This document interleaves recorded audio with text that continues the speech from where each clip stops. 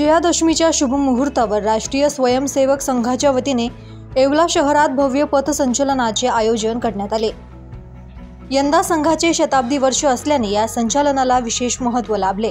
पारंपरिक पोशाखात आणि गणवेशात स्वयंसेवकांनी तालबद्ध पद्धतीने टाळ, ढोल, घोषवाक्ये आणि शिस्तबद्ध रांगा यांसह शहरातून मिरवणूक काढली। प्रमुख मार्गांवरून झालेल्या या पथसंचलनाला नागरिकांचा उत्स्फूर्त प्रतिसाद मिळाला। ठिकठिकाणी फूल आणि टाळ्यांच्या गजरात स्वयंसेवकांचे स्वागत करण्यात आले। कार्यक्रमाच्या प्रारंभी शाखास्थळी पूजन आणि ध्वजवंदन करण्यात आले। यावेळी संघाचे वरिष्ठ पदाधिकारी, स्थानिक मान्यवर तसेच विविध सामाजिक संस्थांचे कार्यकर्ते उपस्थित होते।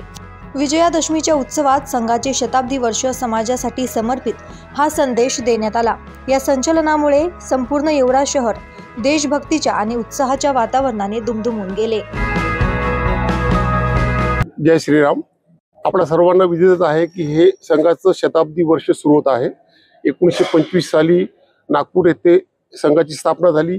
येवल्यामध्ये 1940 मध्ये संघाची स्थापना झाली आणि त्यावेळेसपासून 3 वेळेला बंदी संघावर आलेली आहे। ते वगळून येवल्यामध्ये दर दसऱ्याला संचलन निघत असते। संपूर्ण शहरवासी याचं आनंदाने स्वागत करत असते। फुलाचा सडा टाकला जातो आणि एक उत्साह हा सर्व हिंदू समाजामध्ये त्या संचलनामुळे जागृत होत असतो।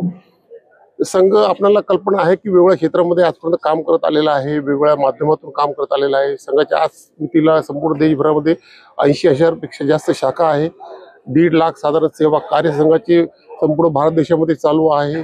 40 विविध देशामध्ये संघाचं काम आज चालू आहे।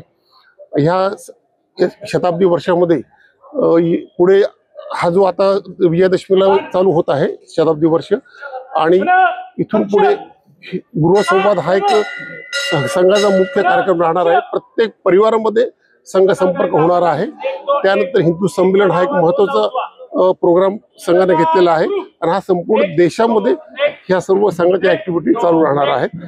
संघ वेगवेगळ्या माध्यमातून काम करत असतो, जसं विद्यार्थी असेल तर अखिल भारतीय विद्यार्थी परिषद असेल, मजदूरमध्ये अखिल भारतीय मजदूर संघ असेल, विश्व हिंदू परिषद असेल, सहकार भारती असेल, वनवासी कल्याण आश्रम असेल, असं वेगवेगळ्या संघटनाच्या माध्यमातून वेगवेगळ्या क्षेत्रामध्ये संघ आजपर्यंत काम करत आलेला आहे। धन्यवाद। दैनिक भ्रमणसाठी प्रतिनिधी दीपक सोनवणे, येवला।